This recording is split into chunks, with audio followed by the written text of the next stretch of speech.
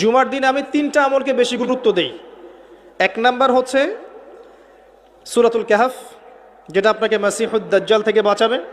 2 number বেশি থেকে বেশি দরুদ পড়া, এই দিন দরুদ পেশ করা হয় নবী সাল্লাল্লাহু আলাইহি ওয়াসাল্লামের কাছে। আর 3 নাম্বার এটা যেটা আপনাদেরকে শেয়ার করছি, সেটা হলো আল্লাহ রাসূল সাল্লাল্লাহু আলাইহি ওয়াসাল্লাম বলেছেন, কেউ যদি জুমার দিনে সকাল সকাল গোসল করে, আর্লি মর্নিং গোসল করে ফেলে, একদম ফরজ গোসলের মতো, এবার সবচেয়ে উত্তম কাপড়টা পরে, নোংরা কাপড় না, বেস্ট কাপড়টা পরে, আতর খুশবু ব্যবহার করে, সুগন্ধি ইউজ করে, সুগন্ধি ব্যবহার করে সে সকাল সকাল পায়ে হেঁটে মসজিদে যায়, বাহনে চড়ে নয়, পায়ে হেঁটে মসজিদে গিয়ে ইমাম বয়ান খুতবা শুরু করার আগেই মসজিদে চলে গেছে, ইমামের কাছাকাছি বসে,